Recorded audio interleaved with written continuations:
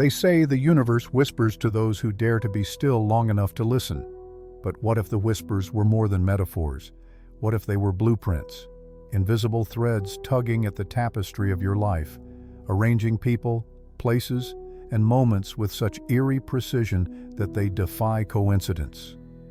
What no one tells you, what few dare to articulate, is that your vibration is not just an abstract hum of positivity or emotion. It is a cosmic signature, an interdimensional frequency that either aligns with destiny or blocks it entirely. Stay with me until the end of this video, because we're going to unravel something rarely spoken of, yet always felt. The magnetic dance between vibration, attraction, and the architecture of your destiny. If you haven't already, subscribe to the channel, because this journey isn't just a one-time revelation, it's an ongoing decoding of the hidden laws shaping your reality. To begin, imagine that life isn't linear, but spiral. Imagine that your days are not a straight sequence, but a looping melody, sometimes harmonic, other times discordant, depending on how attuned you are to your own inner sound. This is the world of frequency, of attraction, of destiny. Not as a scripted fate, but as a living conversation between your inner world and the infinite beyond. Most of what you've been told about manifestation and vibration has been stripped down, sanitized, made marketable. It's become a string of feel-good affirmations, detached from the gritty, paradoxical truth that vibration isn't something you choose from a shelf. It's something you remember from the soul's long journey. Vibration is the language of the unseen. It is not merely the result of your mood or the echo of your thoughts. It is the ancient resonance of your being, the signature of your consciousness as it hums through time. And like any instrument, you can be in tune or out of tune. And when you're out of tune, nothing flows. The signs don't show up. The right people ghost you. The open doors that once appeared in your path suddenly become walls. And you think, maybe I'm cursed. Maybe I've missed my shot. But no, it is not that destiny has turned its back on you. It's that you've forgotten the code that calls it forward. The truth is, your vibration is your broadcast signal. You don't attract what you want. You attract what you are. And the problem is, most of us don't know what we are. We think we are our jobs, our trauma, our hunger for success.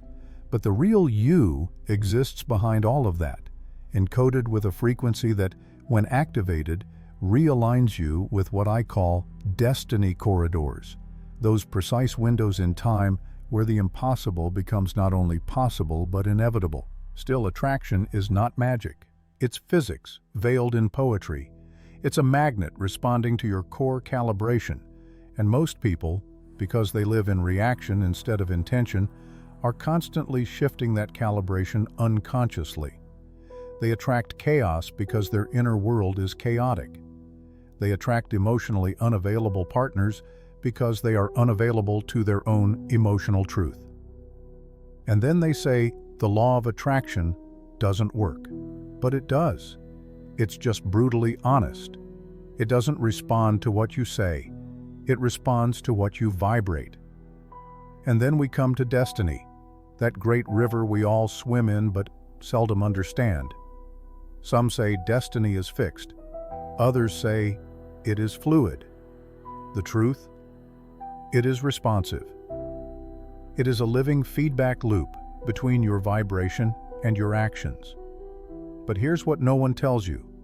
Destiny is not waiting for you to figure it out. It's waiting for you to remember who you are. And when you do, when your vibration begins to harmonize with that inner knowing, you start to notice a quiet shift. Coincidences increase, doors unlock. The right words come at the right time. It's not luck, it's not magic, it's resonance. We've been conditioned to believe that our future is something we build, that it is a reward for effort, hustle, and strategic networking. But that's only half the truth. The deeper layer, the esoteric layer, is that the future is something you magnetize when your internal state aligns with the blueprint of your soul. And what blocks that alignment?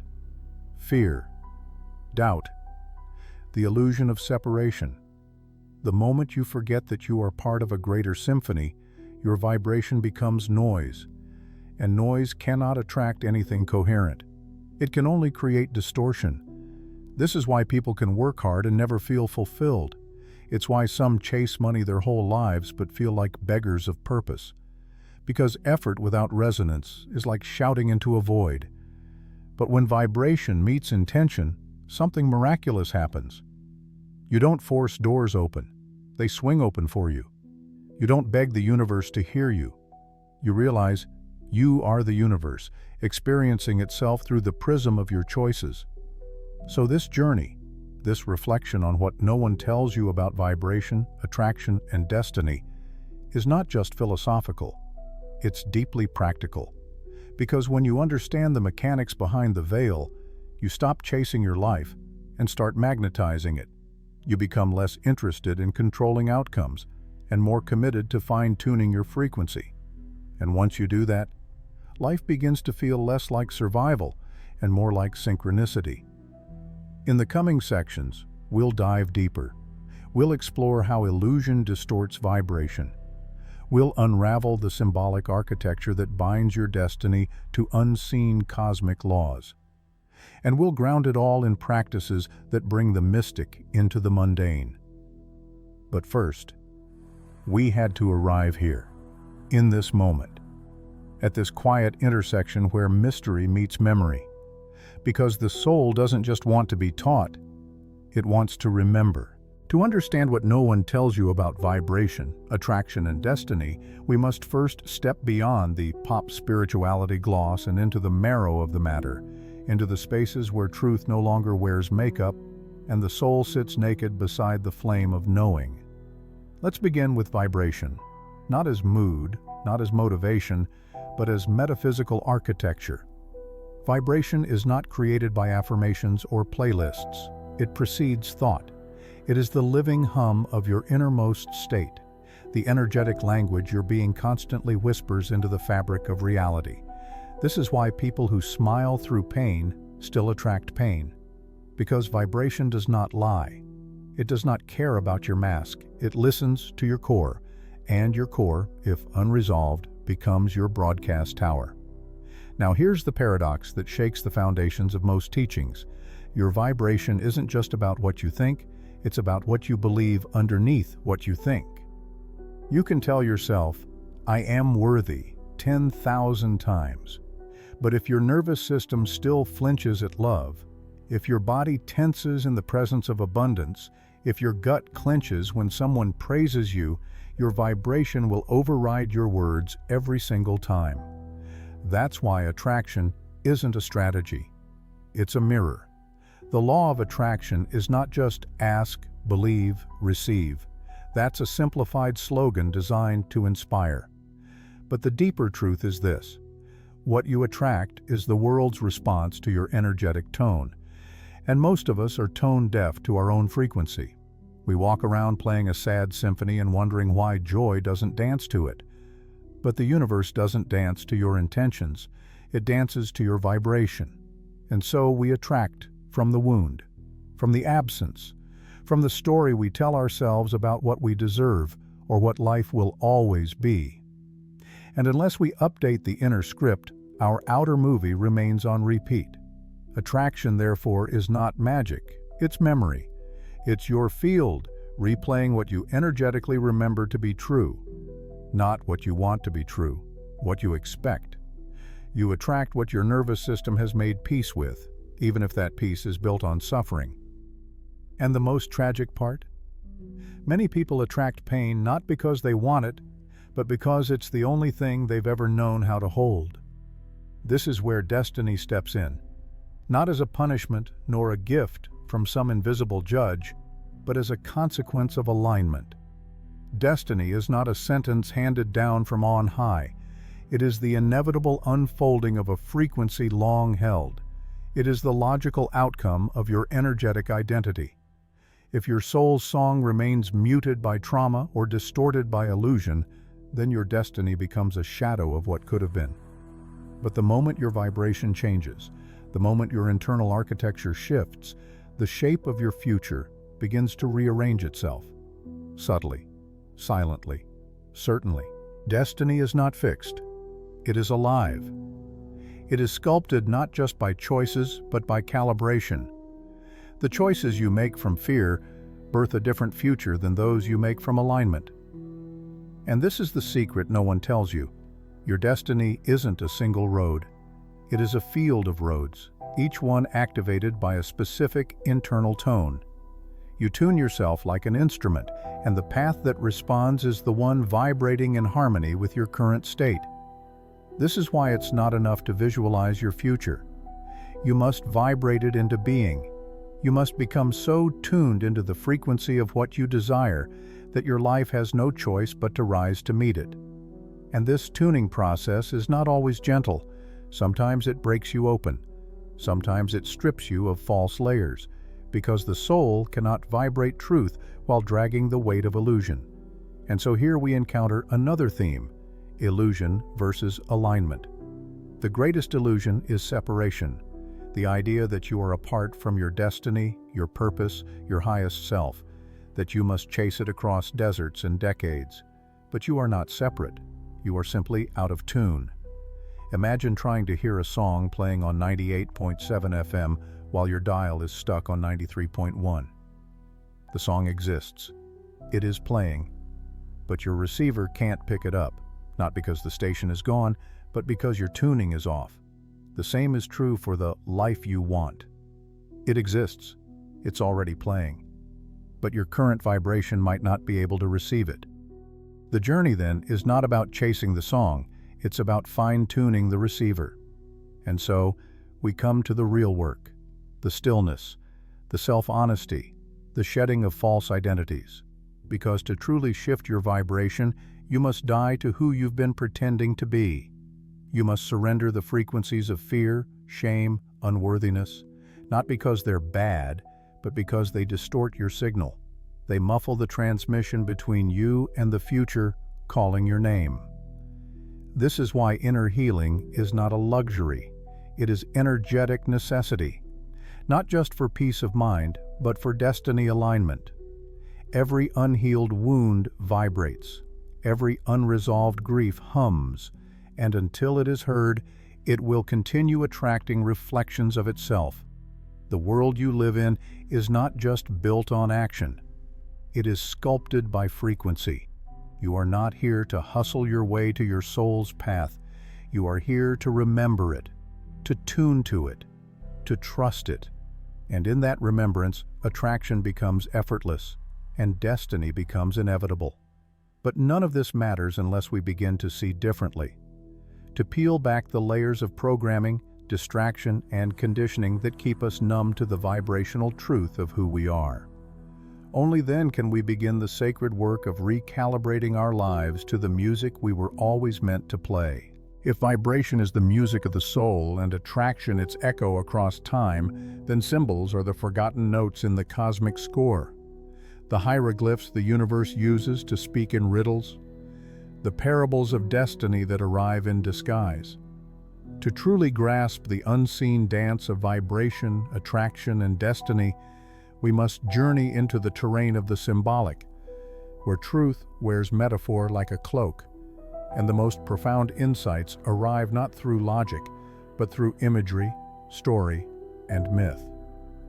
Let me tell you a story. There was once a traveler who carried a golden compass.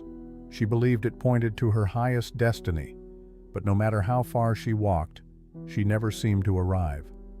Mountains moved, rivers dried up, cities crumbled, and still her path spiraled without end. Frustrated, she screamed into the void, "Why won't this compass lead me home?" A voice, neither male nor female, replied, "You carry the compass, but never ask if you are magnetic enough to move the needle." That's the essence of the forgotten truth. We assume destiny is something out there, something we pursue, but we rarely consider that we ourselves must become magnetized in the right direction. The compass is not broken. We are misaligned. And so the journey becomes less about moving and more about becoming. Another symbol, perhaps one more ancient, is the mirror. In every sacred text, mirrors appear as metaphors, reflections of self, portals to deeper truth, symbols of karmic return. But most overlook what a mirror truly teaches about attraction, that nothing can appear before you unless it exists within you.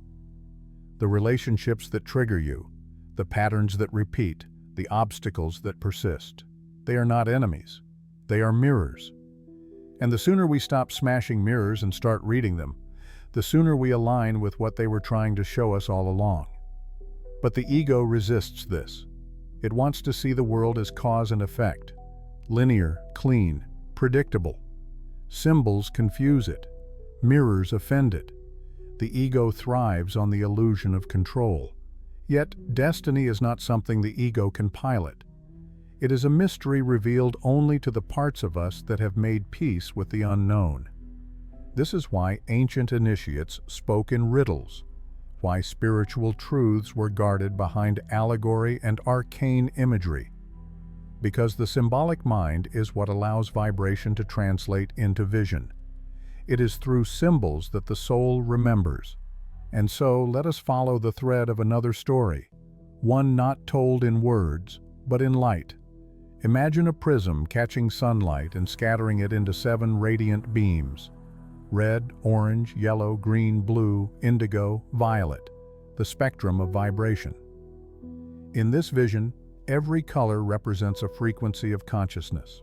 Most people live trapped in just 1 or 2 of these bands: survival, ambition, fear. But destiny? Destiny lives in the full spectrum. It speaks to the whole self. The broken prism, cracked by trauma, dulled by false beliefs, can only reflect partial light. But when the prism is clean, whole, transparent, the full rainbow of possibility emerges. That is what healing does. It doesn't give you something new. It restores your ability to receive all of what already is. And then we find ourselves in the realm of myth, the hero's journey. Not because it's a romantic trope, but because it is the encoded blueprint of vibrational alchemy. Every hero begins in a vibration of ignorance, moves through the fire of resistance, sheds the old identity, and emerges tuned to a new frequency. That's not fiction, that's frequency physics. And every challenge you face is not just hardship, it is an invitation to up-level your vibration, not to punish you, to prepare you. Symbols also arrive in dreams, in those liminal spaces where the rational mind sleeps and the soul speaks freely. Pay attention. When the same symbol appears again and again, a bird, a door, a broken clock, it is your inner vibration sending messages to your conscious self, not randomly, deliberately, because part of you knows, part of you remembers. But we're trained to dismiss symbolism, to cling to what can be measured. Yet, the vibrational world is not bound by logic. It is poetic, archetypal, alive. The lion doesn't chase symbols, it embodies them. The butterfly doesn't question transformation, it lives it. These creatures move in harmony with destiny because they don't doubt their own becoming. But humans, we get lost in thought. And thought, unmoored from symbolism, becomes noise. And so, if you want to realign with your destiny, you must begin reading the world again, not with your mind, but with your soul's eye. See the clock that always stops at 11:11, not as coincidence, but as a calibration. Notice the recurring songs, the animals crossing your path, the sudden patterns in numbers or names. These are not glitches, they are invitations. They are the universe saying, remember your code. Even the word destiny contains a hidden key. Des, from the Latin de, to undo or remove. Tiny, from the root tenere, to hold. To destiny, then, might be interpreted as the process of releasing what holds you back so you can become what you already are. You don't become your destiny by adding more. You become it by shedding the noise, by tuning your instrument, by seeing with sacred eyes again. You are not separate from the symbols. You are the symbol, the walking metaphor, the breathing mirror. And every moment you align more closely with your true vibration, the world becomes less solid, more responsive. Life bends, time folds. What once took years arrives in weeks. Not because you hacked the universe, but because you finally matched its rhythm. In the end, the symbolic narrative is not a distraction. It is the key. It is the decoder ring to a reality too vast for language alone. And once you begin seeing symbolically, once you start living as both the question and the answer, then every event, every encounter, every delay or breakthrough becomes holy. Not perfect, but purposeful. You stop asking, "Why is this happening to me?" and begin asking, "What is this revealing in me?" And in that sacred shift, destiny finally begins to respond. For all the mysticism we've explored, for all the symbols and subtle tones of cosmic law, there is still a question that waits like an anchor in the soul. What do I do with this? How does this become real? Because we don't just live in realms of vibration, we live in rent payments, grocery lines, strained relationships, and moments of doubt that feel more real than any cosmic metaphor. And yet, the grandest illusion is that the practical and the spiritual are separate. They are not. One is the shadow of the other. The vibration you hold shows up in the ordinary. Destiny does not strike with trumpets. It knocks softly through the mundane, disguised as choice after choice. So we begin with awareness, not as a trend or temporary practice, but as a state of energetic presence. Real awareness is not simply noticing your thoughts. It is feeling your frequency in real time. It is asking, what am I broadcasting right now? Not what am I saying or even believing, but what am I silently vibrating? You feel it in the space between interactions, in the emotional residue left behind after a conversation. You feel it when you walk into a room and the air either expands or contracts around you. That is your field speaking. It always speaks. And here's the catch. You don't get to choose your vibration once a day in meditation and expect life to bend around that moment. Vibration is lived. It is how you respond to traffic, how you breathe when your phone rings with unknown news, how you hold yourself when no one is watching. It's not about perfection. It's about integrity. Not moral integrity, but energetic integrity. The congruence between what you say you want and the frequency you live in every day. This is where many spiritual seekers stumble. They learn the language but not the embodiment. They speak of abundance while vibrating scarcity. They chant mantras while clenching at life. And then they say, "This doesn't work." But it does work. It works perfectly. It is simply mirroring back the truth you have yet to acknowledge. To shift your reality, then, you don't need more effort. You need more attunement. And this begins with small, consistent acts of alignment. When your heart says rest, but your fear says hustle, listen to the heart. That's realignment. When your intuition says speak, but your old pattern says stay silent, choose truth. That's recalibration. When the world demands conformity, but your soul aches for expression, choose authenticity. That's vibration in motion. These moments seem small, but they stack. Like notes in a song, each one recalibrates the overall harmony of your life. This is why those who seem lucky are often those who have built a subtle fortress of alignment behind the scenes. They don't chase, they don't manipulate, they tune, and life responds. Now, let's talk about environment, not just physical, but energetic. Your surroundings influence your frequency far more than you realize. The music you listen to, the conversations you entertain, the rooms you inhabit, the digital noise you absorb. All of these either amplify or distort your natural signal. If you are trying to raise your vibration while living inside an ecosystem of depletion, you are swimming upstream. The solution is not to escape, but to curate. Your environment must be an ally, not an anchor. And then there is embodiment through discipline. not rigid control, but sacred ritual. If you say you are ready to attract a higher destiny, then structure must follow intention. Without structure, energy leaks. Without devotion, vibration dissipates. This is not punishment, it is pattern. Water becomes steam only through heat. You must stay with the fire of practice long enough for the alchemy to occur. This might mean creating space each morning not just for meditation, but for alignment check-ins. Asking not, "What do I want today?" but "What am I becoming today?"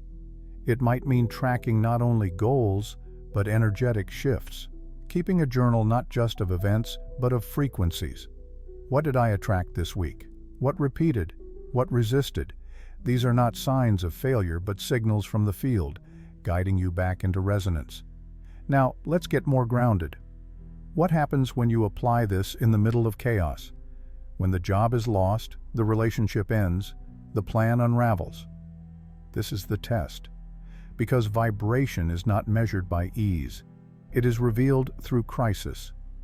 The aligned being doesn't pretend pain is absent. They allow it to inform, but not define them. They feel the fear, the grief, the setback, and then they ask, "What is this shaking loose inside me? What am I being made ready for?" Because even in collapse, destiny is working. Sometimes the dismantling is the miracle. Sometimes the breakdown is the frequency shift. And when you resist the falling apart, you resist the emergence of a truer vibration. This is why surrender is not passive. It is active alignment. It says, "I don't understand this, but I choose to trust that the energy I embody now will carve my future more than any single event." It's not about bypassing pain. It's about alchemizing it, using each bruise as a tuning fork, using each disappointment as a doorway to deeper authenticity. And through this, your vibration stops being a performance. It becomes your way of life. You'll start to notice how people respond to you differently, how opportunities arrive without force, how your no's become cleaner and your yeses become louder. You'll begin to feel the pull of a future that isn't chased, but invited. And that's the heart of it all. Your destiny isn't waiting at the top of a ladder. It's waiting at the frequency you haven't yet dared to fully live in. The great work, then, is this: to walk through the world as your highest vibration now, not as performance, but as presence. To treat every moment, no matter how ordinary, as a portal. Because the path is not separate from the destination. The path is the vibration. And every step, if taken in truth, carries you deeper into the life already designed for your becoming. At the edge of every deep realization lies a choice, not a loud one, not one surrounded by applause, but a quiet internal shift that says, "I now see the world differently, and I will live accordingly." This is where the real transformation begins, not in the moment of insight, but in the sustained embodiment that follows. And if you've made it here, to the final breath of this reflection, then you already feel it. That strange, sacred tug pulling you toward something you can't name but have always known. Because here's the truth. The greatest secret of vibration, attraction, and destiny is not that they exist, but that they were always operating, even when you didn't know their names. You've already been participating in this dance. You've already been vibrating into your world, attracting its reflections, and stepping into one of a million possible timelines. The only difference now is that you are aware, and that awareness is the turning point. You are no longer a spectator of your life. You are the tuning fork, the transmitter, the architect, the poet writing in frequencies instead of ink. Your desires are not just wishes cast into the wind. They are invitations to alignment. They are clues pointing to the version of yourself that already exists in another layer of reality, waiting to be summoned by your vibration. And what of destiny? It is not a place you arrive at. It is a song you become, a resonance you slowly allow through layers of healing, shedding, remembering. There is no final destination where everything clicks and nothing hurts, but there is a state of being where even the pain becomes meaningful, where even the uncertainty feels sacred. That's when you know you've crossed over, from survival to synchronicity, from chasing to magnetizing. In this new way of seeing, life doesn't owe you anything, but it offers you everything, in proportion to your frequency. You don't beg for miracles, you tune to them. You don't chase signs, you become the sign. And you don't try to force your future to appear. You vibrate it into form through the quiet consistency of who you are every single day. But this requires courage, because once you know how this works, once you see the machinery beneath the veil, you lose the luxury of blame. You can no longer point to fate, to parents, to partners, to systems alone. You must take radical ownership of your field, of your thoughts, your choices, your habits, not as punishment, but as power, because you finally understand that life is not happening to you. It is happening from you. And yes, you will still falter. You will still forget. There will be days when your vibration slips into noise, when your field echoes fear, when your choices contradict your highest truth. But that doesn't mean you've failed. It means you're tuning. No great musician plays their masterpiece the first time. No powerful transmitter begins without static. What matters is your return. Your return to alignment becomes your superpower. The faster you return, the clearer your field becomes. This is not a journey of sudden enlightenment.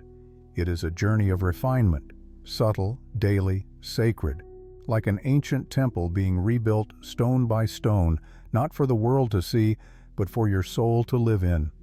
So here is your invitation, not just from me, but from life itself. Begin living as though your vibration is the key, because it is. Start curating your internal world with the same reverence you give to the things you want most. Start showing up as if the life you desire is already waiting, because in the field of energy, it is. Treat your words like spells, your habits like offerings, your presence like a lighthouse. Let your vibration speak louder than your resume. Let your alignment become louder than your ambition. Because when you are in tune, the universe doesn't hesitate. It responds. And so, this is the call, not to become someone else, but to remember who you were before the world told you to be small. To stop delaying your arrival and start broadcasting your truth. Not later, not someday, but now. Here, with whatever you have, however you are, in this exact breath. Because that is how destiny begins, not with a grand announcement, but with a whisper inside that finally says, I'm ready to live the truth I've always known, and now you know. So step forward, not as someone chasing their life, but as someone tuning into it, because the song is already playing, the light is already calling, and the future is already listening for your signal.